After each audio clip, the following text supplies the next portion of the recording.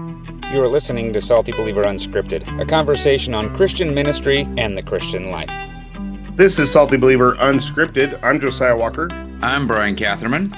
Salty Believer Unscripted is a podcast for the Christian and the Christian journey. And so along those lines, today, Brian, I want to talk about... Hold on. You are starting to sound a little more like our 9 March brothers, the preaching, and I appreciate it. That was great. And you're doing a great job at interrupting me like Mark Dever does. So, well, you know, I'm an interrupter by nature. All right, what are we talking about? Hey, so because this podcast is for the Christian and the Christian journey, I thought we should talk about being good churchmen, being good churchwomen, and maybe some books or some tools, some resources that would really help people grow in their faith. You know, some books that they could maybe read as we're looking into a new year and a new season. And, I hear from some conversations we've had offline that you're working on a new intern for the podcast. I am. We have, I'll just say that we'll make it an official announcement. Sure. I wish he was here with us. He's more of a behind the scenes guy, but we have a new intern. And these interns have gone on to do great things. I mean, I remember, Josiah, you were an intern. I was, yeah. And then a host. Look at that. No, we have a new intern, Daniel the intern, and we have selected him carefully because he wants to be a pastor one day. We thought this would be a good opportunity to give him some behind-the-scenes look at some of the things we do. Now, in fairness, mostly we just want our interns to try to, bring us coffee or chicken sandwiches or something. But no, we're going to actually well try to... since he's in Holdridge with you. But... Yeah, the Zoom meeting is not... Yeah, he's in Holdridge. The Zoom is not going to make that work. But I think we want to step the internship up a little bit and say, okay, here's an opportunity for you to help pastors and come alongside and get a little bit of a peek into that. So that's part of what some of this conversation was spurred on by. Is the first thing I told him, I said, okay, Daniel, the intern, if you really want to be a pastor, you have to be a good churchman first. So, he says, well, how do you do that well? So obviously the Bible. And then we started talking about books we could read and things we could do together. So that's what prompted the topic, how did you phrase the question? What are we... Yeah, just helping people be good churchmen and good churchwomen. What kind of books and resources could we suggest? Because we've got Daniel the intern. I've got a guy I'm working with out here in Salt Lake City who wants to be a pastor as well. And I don't think that's the requirement. Let's just say I want to be a healthy church member and I want to be a good church member. For sure. I think we can all agree that we start with the Bible, right? Like we should read the Bible more than we read books about the Bible. That's right. So. I think we could also agree that you want your pastor to be a good churchman first. Sure. And if he's not, good grief, he shouldn't be your pastor. If he can't even be a good Christian. Right. In fact, on that note, I was sitting with some folks last night in a really good meeting, and one of the questions was like, how do we use these disciplines to become a good world Christian? And I was like, what is that? And so the guy sitting next to me was like, wait, what was the definition of that? Because we had missed that part. And it was a good definition. It was something like, I can't remember the definition, but along the lines of like exercising the things that God has given us in the faith to walk well and journey in Him so that we have a heart and a mind for advancing His glory in the whole world. And me and the guy next to me were like, you mean so like being a Christian? Right. Like there shouldn't be a category of being a bad churchman or churchwoman, but there is, right? That people just, so a lot of this is just thinking in those terms of like, what would help us to do the Christian walk better? Grow in our faith, That's right. Besides the Bible, like obviously reading the Bible has to be first and foremost, right? 100%, yeah. For sure. So I'm fully in support of like a Bible in the year plan. If you're really thinking crazy, you can do the Bible in 30 days. That is crazy. We should be reading the Bible. But what would be a next first step? I'm thinking maybe like a systematic theology book or a biblical theology book. I'm going to peel back. I'm going to peel back and go even before that. Okay. I think those are good things, but I think one of my favorites for people when they say, I want to do well in church, I would go to Listen Up by Christopher Ash. And I can't remember the subtitle of that. I guess I could look it up on Amazon and see the subtitle. I can't remember the name of that. That's a helpful book. That's about helping members hear sermons better, right? And and it's not even. Better. I mean, it's almost not even fair to call it a book. It's a pamphlet. Yeah. I did a video on YouTube on the Salty Believer channel about it. Christopher Ash, Listen Up, just talking about the value of it, and really what it's doing is saying, you as a Christian should be able to sit under the preached word and receive it well and do much with it. And so a lot of times we don't train people how to hear sermons. We don't train people how to think about them. Like reading the text ahead of time, meditating on it later, asking the right questions, using that maybe to engage with what the pastor is challenging, what he's talking about, and actually critiquing and say, not like, did I like this sermon or not like this sermon, but more so, did the pastor handle the text well? Did he make a compelling argument? Did what he said come from those verses, or did he jump somewhere else? And what? It's just a process of how do I listen? And what if he didn't do those things? Well, maybe I'm thinking of the text in these ways. And how do I benefit from a guy who's not a great articulate preacher? How do I benefit from a guy who's really good with words? How do I do this well so that listening to the Word of God over the long haul transforms my life? That's what that book is about. And I would recommend it to anybody who goes to church and listens to preaching. Listen Up, A Practical Guide to Listening to Sermons by Christopher Ash. According to Google, it's 32 pages. So easy read, very digestible. It's an unbelievably easy read. And if you're unsold on this, go to SaltyBeliever.com, go to the book recommendations, find the book on there, and I've done a video, I've opened it up. It's got pictures, I think. It's an easy book. And if we're going to start with some easy reads, I like the Jesus Storybook Bible. We hand that out at my church to kids and things, but I've recommended that to adults to help them kind of understand an overview of Scripture and understand the Bible. Easy read, great pictures, and it's enjoyable. So and here's a good thing about that book, if you want to be a good churchman, is it helps you get the whole sort of connectivity of how Jesus is connected to these stories that you're accustomed to. How do we have Jesus coming out of the text and showing us in a good way things like, David and Goliath, right? And we could say, well, where's Jesus in that story? Oh, he's right here. But no, how does Jesus actually impact and influence that story? So now it's not just a story of moralistic whatever, right? But here's the bigger picture, because all of the text declares that Christ is the coming Savior. In fact, what's the tagline for the Jesus Storybook Bible? Every story whispers his name. Yeah. But if you go to Luke 24, Jesus himself says, hey, all of this stuff points to me, and I want to show you how. The Jesus Storybook Bible is a great way to start getting into a biblical theology and seeing how the whole thing connects so much better than just the simple, weird little platitudes we give it. 100%. Because if we're going to talk about being a good churchman, we need to understand that it's not about just being a moral Christian, right? It's about understanding doctrine rightly, understanding Christ rightly, and really seeing what it means to be a Christian. Which, some people hear that and say, oh, well, we don't have to have any moralistic lessons. No, Christians exercise good morals, but it's a lot more than that. It's not less than that, but it is a lot more than that. And the Jesus Storybook Bible helps get the whole picture. So, okay, what else do you? I have some things on my list, but what do you got on your list? Yeah, so like I said, this is maybe where we jump into a systematic theology book or a biblical theology book. I like What is Biblical Theology by James Hamilton. That's a good book, actually. It's a little. I mean, it might be more than what most church people I know might take on as a super enjoyable read, but it is a very helpful read. I just like that it's a smaller book. Sometimes when we talk about systematic theology and biblical theology, we're looking at giant textbooks, Well, so if you're going on smaller, then I think every good churchman should read the Wayne Grudem and then his son, the other Grudem, 20 Things Every Christian Should Know. Because that takes the systematic theology and boils it down to just the bare bones, most important meat and potatoes. And it's how many? I mean, that's 200, less than 200 pages, probably 140 pages or less. I'm just guessing. Everybody should read that book, right? I mean, everybody. And then you can bump up to a thicker book, like his systematic theology book. For sure. But yeah, that Christian Beliefs by Wayne Grudem, 20 Basics Every Christian Should Know. I don't think that's probably 200 pages. I bet it's 100 something. I have it on my shelf, but yeah, it's small. And it's easy, and it's organized really well. The chapters just break down through your basic, how you would think about systematic theology. So we've talked about biblical theology, the Jesus Storybook Bible and biblical theology. And then there's these other books. I went through, it's J.I. Packer has kind of a daily read book, a devotional read. There's a new one. I've got my eye on it. I've looked at it a bunch. I think you got it. Is it Kevin DeYoung's theology book? That's a good way to go through systematic theology as a devotional reading. Is it 366? So it just came out this year. and it's a daily doctrine book. So there's 52 weeks. So I'm waiting to really dive in until next year. So I Oh, can't say much about does it do it by week? Is that how he organizes it it? does a daily deal, so by Okay. week and by day.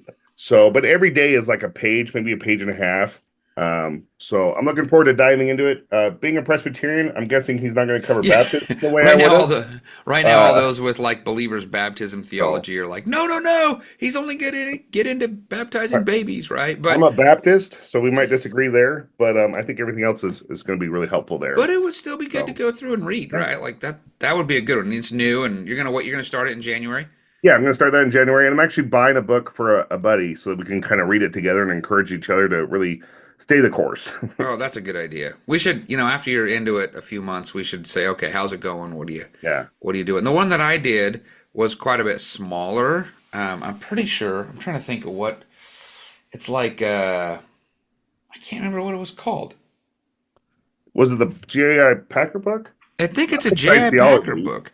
Oh yeah. What'd you say it was? Concise theology? Concise theology. That's right. I did it a long time ago when I was first getting into an introduction. And again, Yeah. Packer has a different theology than I hold today, but it Sure. was very helpful. Most all of it was just Yeah. so good to get like a scratch the surface. Oh, there's a lot here in the doctrines that are good for me as a churchman. I think I read that Sure. before I ever went to seminary or anything like that. Yeah.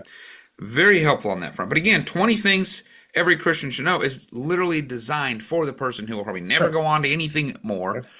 They will just get that basic foundation of good doctrine that the Bible teaches, and then that would be a really helpful book.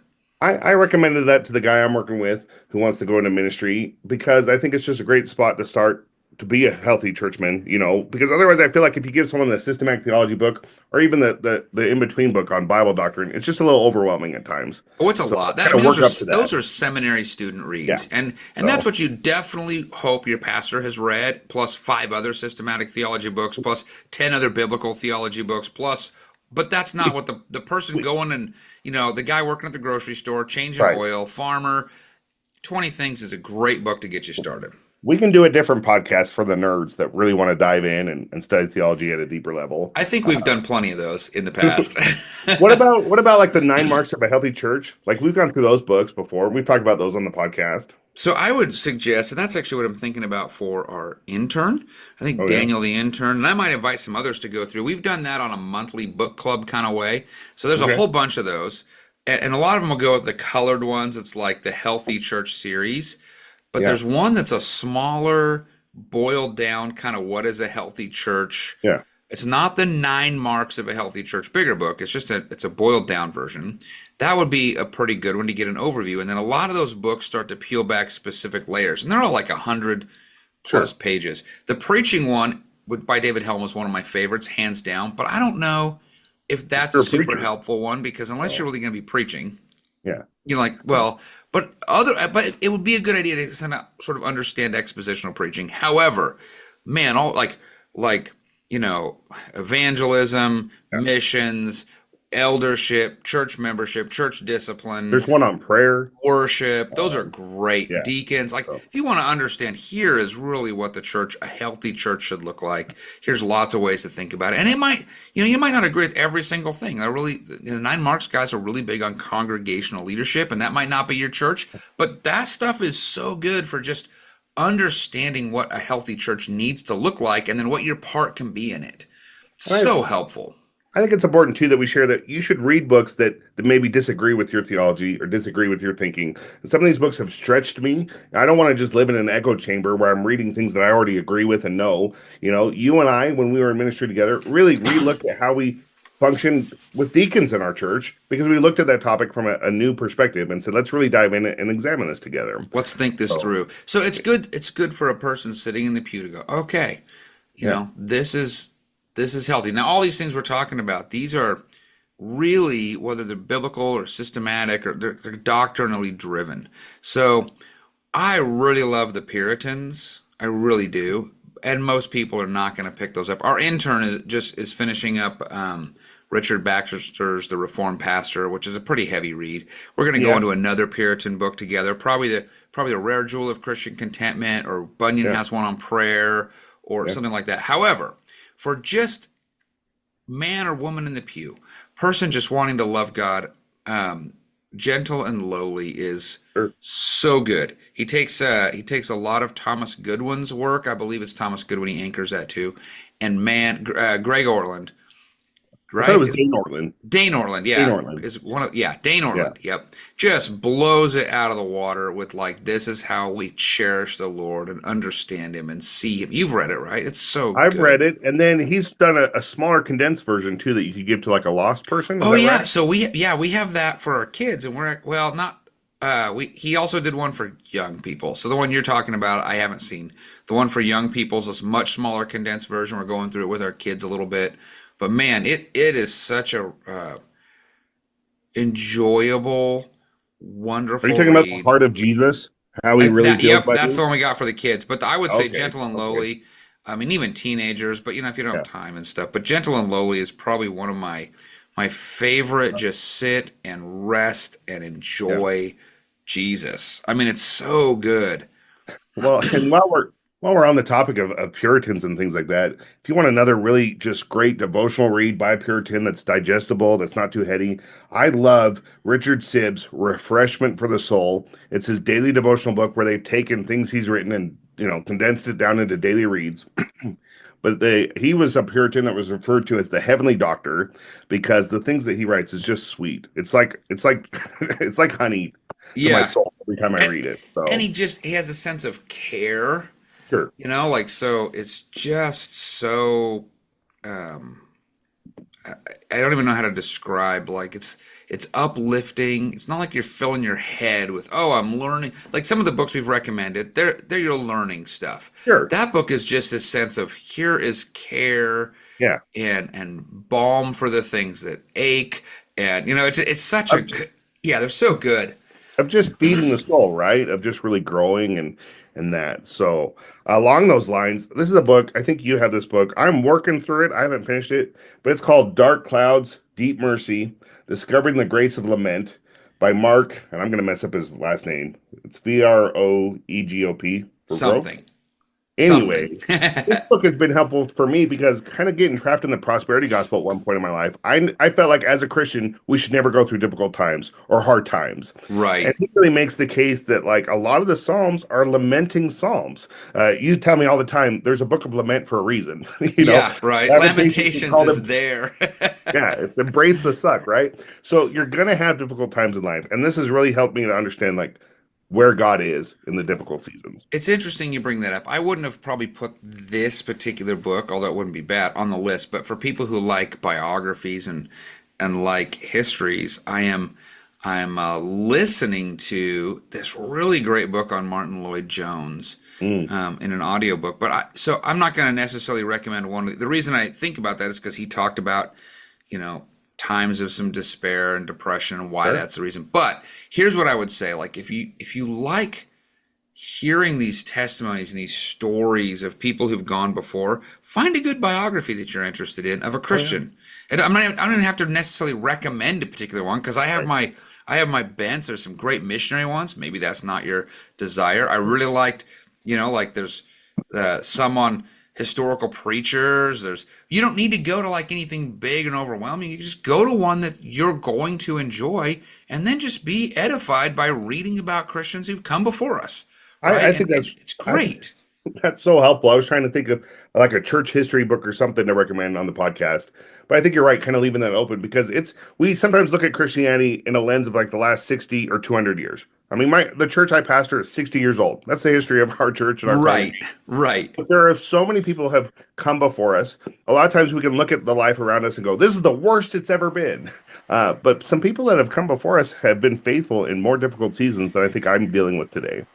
So where I'm at, the church started as a Swedish immigrant church, and they literally probably were singing songs and studying in the Swedish language, right? Which I think it's How Great Thou Art was originally written in Swedish and Yeah. translated. I think that's the song, but I'm seeing this long history, and it just makes you realize God has superintended this journey that I am on, and there are Yeah. giants that I sit on, the work that they have done, the foundation that they have done. I mean, the church where we're at started in 1889. Like that'll get in your head, right? Like, Sure. okay, I'm on this trajectory, and then you go, hundreds of years before that. So we need to probably bring this back in a sense to remember, the people sitting in the pews are not you and I. We are so blessed to have the time to just get so excited about all these books. But they get to sit in the pew. They go to work. They've got devotional times. So really what we're saying is not, hey, go out and buy all these books and do all this.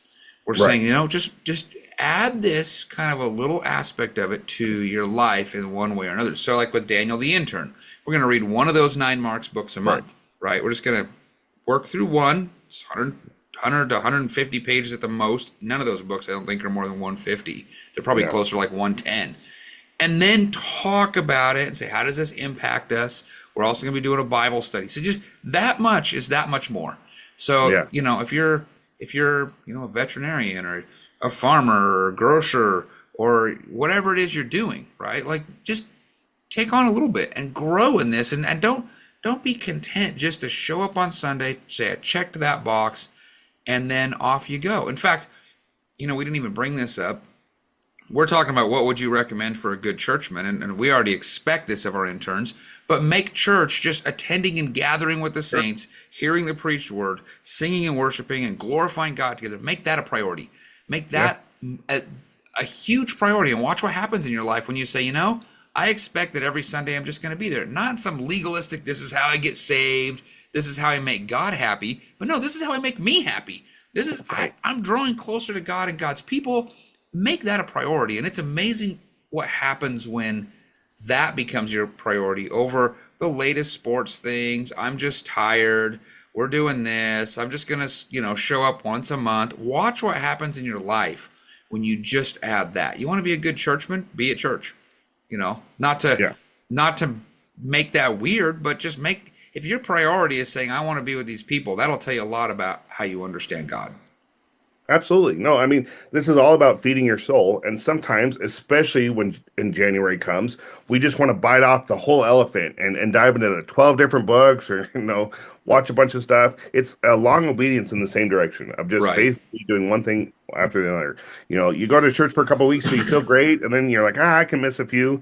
But it's really helpful to just continually go week in and week out, sit under the preached word, gather with the saints, Yep. I think we've talked about it before too, but when it comes to reading our Bible, they've done studies where sometimes if you read for a couple days in a row, there's not a huge change or drastic effect on your life, but it's when you reach that day 4, day 5 of consistency that you really start to see a shift in your thinking and your attitude and your soul. And then you go for months, and then when you don't read for a day or two, you feel it. You 100%. Recognize it. Just like the people who you're working out, you're exercising what's happening in your spirit. And a lot of times people will just compartmentalize and say, well, a third of me is physical, and a third of me is emotional, and a third of me is spiritual. I saw a fantastic quote. I'm pretty sure it was C.S. Lewis that said, you don't have a spirit, you are a spirit. You have a body. Yeah. It's like you are a spirit. So like exercise who you are by flourishing in this and drawing close to God, who's the giver of life. That would be my encouragement.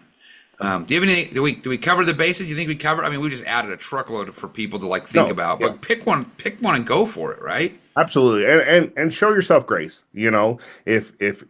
If you struggle or if you're not loving a book, let's say you pick one, you're like, I just hate this book. Put it down. Pick up a book, exactly. Find something you love and go for it. Yeah, start there. So, and just read. And maybe you have a book that you'd suggest to us.